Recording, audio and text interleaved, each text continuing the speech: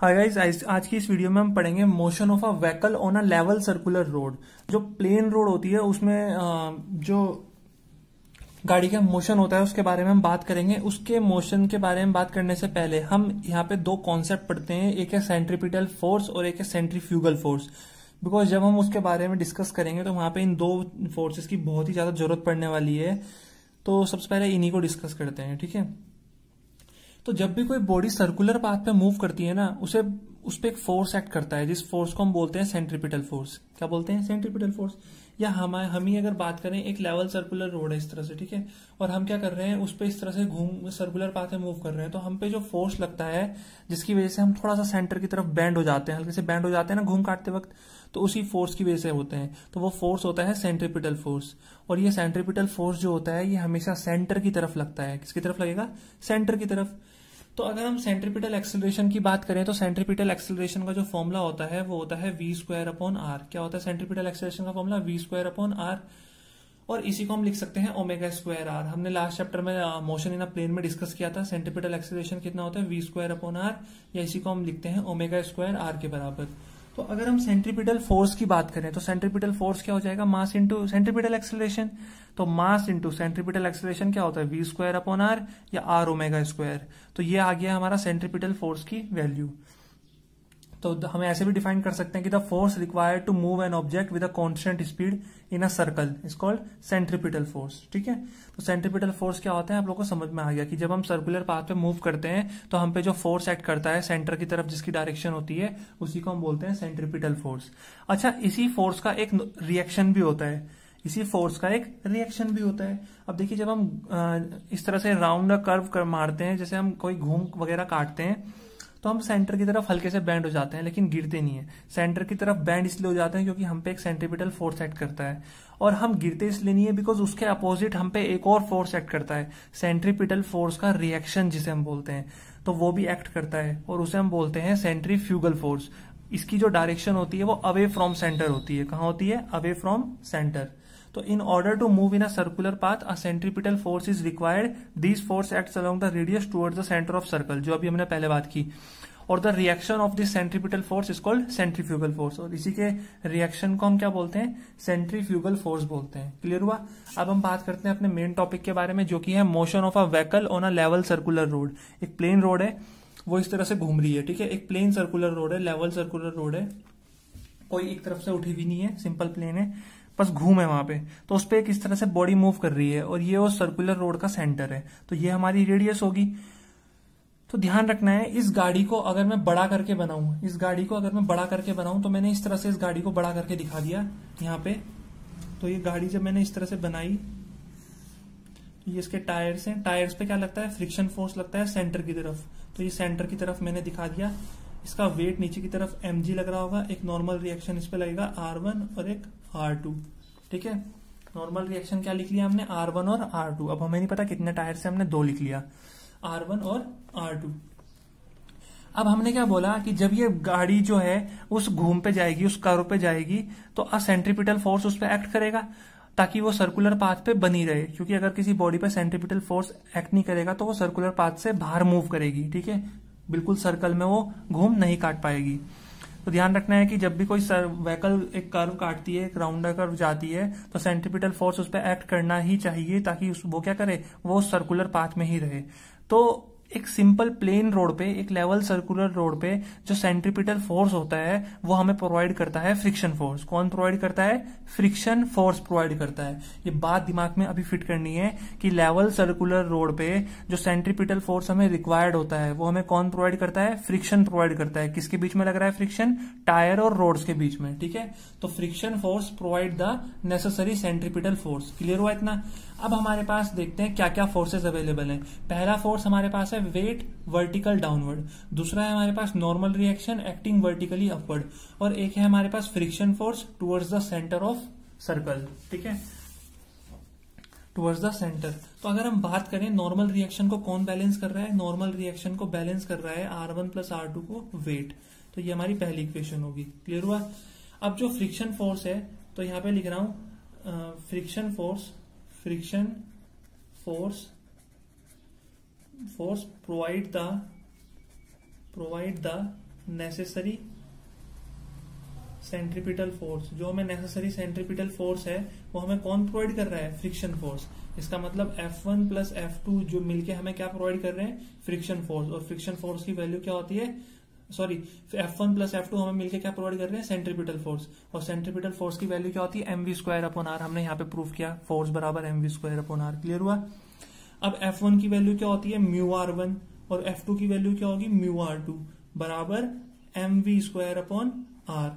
तो यहां से मैं म्यू कॉमन लूं तो ये बचेगा R1 plus R2 mv square upon R. तो R1 R2 किसके बराबर है? mg के बराबर है। देखो तो ये हो जाएगा म्यू इंटू mg बराबर mv स्क्वायर अपॉन आर। तो यहां से m से m कैंसिल हुआ, तो यहां से v की वैल्यू आ गई under root mu R g. कितनी आ गई? Under root mu R g. तो यहां से हमने ये जाना कि अगर एक लेवल सर्कुलर रोड है तो आपके जहां भी आप रहते हो वहां पे बहुत सारी सर्कुलर रोड होंगी, बहुत सारे घूम होंगे, और ऐसे घूम देखने हैं जहां पे प्लेन हो। ऐसा नहीं हो कि एक तरफ से उठा हुआ है घूम इस तरह से, जैसे सड़क एक तरफ से क्या होती है? बैंकिंग कर दी जाती है, एक तरफ से उठा दी जाती है। उसका बारे में नहीं पढ़ा हमने अभी, वो हम आगे आके पढ़ेंगे। अभी एक लेवल सर्कुलर रोड है, इस तरह से प्लेन रोड है, उठी भी नहीं है, और एक सर्कल है उसमें इस तरह से, ठीक है। तो उस पर अगर हम गाड़ी चला रहे हैं तो ध्यान रखना है हमारी गाड़ी की जो वेलोसिटी है वो कितनी होनी चाहिए? Under root mu R g. Mu क्या है? Coefficient of friction. आर क्या है? उस सर्कुलर पाथ की रेडियस। और जी क्या है? Gravity, acceleration due to gravity. तो वो इतनी होनी चाहिए। अगर वेलोसिटी इससे ज्यादा होगी तो जो गाड़ी है वो आउट ऑफ ट्रैक मूव करेगी और एक्सीडेंट हो जाएगा। तो ध्यान रखना है। तो यही हमने क्या किया? यही हमने कॉन्सेप्ट यहाँ पे यूज किया और हमने यहाँ पे वेलोसिटी की वैल्यू निकाली, ठीक है। एक बार फिर से देख लेते हैं। मैंने बोला जब भी कोई गाड़ी लेवल सर्कुलर रोड पे मूव करेगी तो उस पर एक सेंट्रीपिटल फोर्स एक्ट करेगा ही करेगा, नहीं तो वो आउट ऑफ ट्रैक मूव करेगी। तो जैसे एक गाड़ी यहाँ पे मूव कर रही है तो इसे सेंट्रीपिटल फोर्स कौन प्रोवाइड कर रहा है? Friction force. तो हमने इसका डायग्राम बनाया। तो तीन तरह के फोर्स एक्ट कर रहे हैं। एक इसका वेट नीचे की तरफ एक्ट कर रहा है, नॉर्मल रिएक्शन ऊपर की तरफ। ये दो R1 R2 ले रखे, इससे कोई फर्क नहीं पड़ता। एक लो उससे कोई फर्क नहीं पड़ता, तीन लो उससे भी कोई फर्क नहीं पड़ता, फाइनली आंसर वही आएगा। तो मैंने दो फ्रिक्शन फोर्स दिखाए तो मैंने दो रिएक्शन दिखा दिए। यहाँ पे अगर मैं तीन फ्रिक्शन फोर्स दिखाता तो तीन रिएक्शन दिखाया था, तो आंसर सेम ही आना था। नॉर्मल रिएक्शन एक्टिंग अपवर्ड, ठीक है, और friction force towards the centre. तो मैंने बोला जो नॉर्मल रिएक्शन है अपवर्ड फोर्स को डाउनवर्ड फोर्स बैलेंस कर रहा है, R1 प्लस R2 बराबर mg। तो फ्रिक्शन फोर्स जो है वो नेसेसरी सेंट्रीपिटल फोर्स हमें प्रोवाइड कर रहा है। तो फ्रिक्शन फोर्स बराबर centripetal force mv square upon R. इसकी वैल्यू खोली, म्यू R1 कॉमन लिया, R1 प्लस R2 बराबर mv square upon are. R1 R2 की जगह क्या रखा? mg को रखा। तो यहां से वेलोसिटी की वैल्यू कितनी आ गई हमारे पास? वेलोसिटी की वैल्यू आ गई under root mu R g. तो हमारी जो मैक्सिमम वेलोसिटी होनी चाहिए वो इतनी होनी चाहिए। इससे ज्यादा अगर वेलोसिटी होगी तो जो व्हीकल है वो आउट ऑफ ट्रैक मूव करेगी और एक्सीडेंट हो सकता है। एक चीज हमने यहाँ पे देखी कि जो वेलोसिटी है वो मास पे डिपेंड नहीं कर रही है। तो कहने का मतलब ट्रक की वेलोसिटी हो, चाहे साइकिल की हो, चाहे बाइक की हो, चाहे कार की हो, मैक्सिमम वेलोसिटी इतनी होनी चाहिए, मास पे डिपेंड नहीं कर रही है। कहीं ट्रक वाला सोच रहा मैं तो ट्रक पे हूँ मेरे को क्या होगा, या साइकिल वाला सोच रहा मैं साइकिल चला रहा हूँ, मेरे लिए नहीं है कॉन्सेप्ट। सबके लिए कॉन्सेप्ट सेम है, इससे ज्यादा वेलोसिटी नहीं होनी चाहिए। तो अगर हमें निकालनी है तो हमें पता होना चाहिए कि जो रोड है उस पर कोफिशिएंट ऑफ फ्रिक्शन कितना है उस रोड का, उस रोड की जो सर्कुलर पाथ है उसकी रेडियस कितनी है, और जी की वैल्यू में पता है। तो हम निकाल सकते हैं कि इस रोड पे मैक्सिमम वेलोसिटी कितनी वेलोसिटी से मूव किया जा सकता है। क्लियर हुआ? अब जरा इसी कॉन्सेप्ट को हम थोड़ा बेटर क्लियर करने के लिए हम एक दो न्यूमेरिकल्स देख लेते हैं। तो न्यूमेरिकल्स क्या है देखते हैं, चलिए। जैसे हमें पहला न्यूमेरिकल दे रखा है, पहला न्यूमेरिकल क्या दे रखा है कि A car of mass 1500 kg, a car of mass 1500 kg is moving with a speed of 12.5 meter per second on a circular path of radius 20 meter on a level road. What should be the frictional force between the car and the road? तो एक तो हमें क्या बोल रखा है, जो given है वो लिखते हैं पहले। तो मास गिवन है कितना? 1500 kg उस कार का। उसके बाद हमें उसकी रेडियस गिवन है सर्कुलर पाथ की 20 मीटर। उसके बाद हमें वेलोसिटी गिवन है, कितनी गिवन है? 12.5 मीटर पर सेकेंड। और हमसे क्या पूछ रखा है? हमसे म्यू पूछ रखा है, फ्रिक्शन फोर्स पूछ रखा है, और कोफिशिएंट ऑफ फ्रिक्शन पूछ रखा है। फ्रिक्शन फोर्स भी निकालना है। तो हमें पता है कि जो फ्रिक्शन फोर्स होता है वही हमें सेंट्रीपिटल फोर्स प्रोवाइड करता है। तो फ्रिक्शन फोर्स की वैल्यू बराबर किसकी हो जाएगी? सेंट्रीपिटल फोर्स के mv स्क्वायर अपॉन आर। समझ रहे हो आप कॉन्सेप्ट? तो m की वैल्यू गिवन है 1500, v मतलब 12.5 का स्क्वायर अपॉन आर। आर कितना है हमारे पास? 20। अब इसे अगर हम सॉल्व करें तो इसे सॉल्व करेंगे, ये 0, ये 75 हो जाएगा। 125 का स्क्वायर कितना होता है, इसको मैं डायरेक्ट सॉल्व करके लिख देता हूँ। अप्रोक्सीमेट 1.172 इंटू 10⁴ न्यूटन आएगा। तो फ्रिक्शन फोर्स कितना आ गया हमारे पास, 1.172 इंटू 10⁴ न्यूटन। किस कॉन्सेप्ट को हमने यूज किया कि जो friction force provides the necessary centripetal force, तो दोनों की वैल्यू बराबर होनी चाहिए। तो हमने सेंट्रीपिटल फोर्स निकाला, वही हमारा फ्रिक्शन फोर्स होगा। देखो कैसे हमने कॉन्सेप्ट को न्यूमेरिकल में यूज किया। अब हमें बताना है कोफिशिएंट ऑफ फ्रिक्शन के बारे में। तो फ्रिक्शन फोर्स किसके बराबर होता है, म्यू आर के। तो म्यू किसके बराबर हो जाएगा, फ्रिक्शन फोर्स अपॉन आर।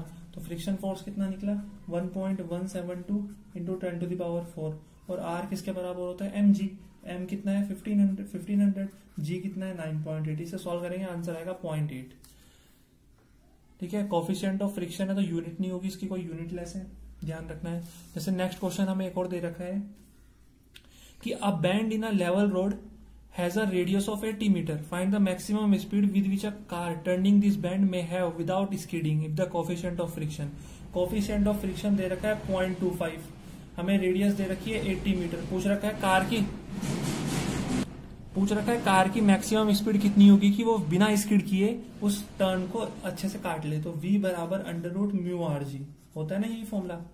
तो √μ कितना है 0.25, आर कितना है 80 और जी कितना है 9.8। तो इसको सॉल्व करेंगे, सॉल्व करके ये कितना आएगा 2.58, ये आ जाएगा हमारा 2 जा, तो ये आएगा हमारा 25 4 जा 100 होता है, तो 1 आ जाएगा। 25 8 जा 200, तो 2 हो जाएगा। 2 इंटू 19, 20 इंटू 19.8 कितना होता है 196।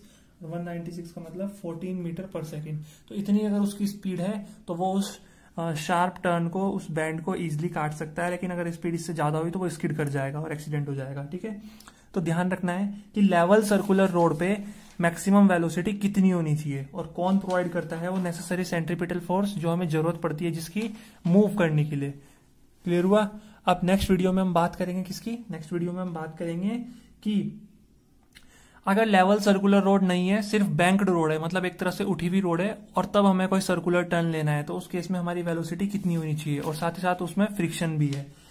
तो नेक्स्ट वीडियो में हम बेसिकली पढ़ेंगे बैंकिंग ऑफ रोड के बारे में और बेंडिंग ऑफ साइक्लिस्ट के बारे में।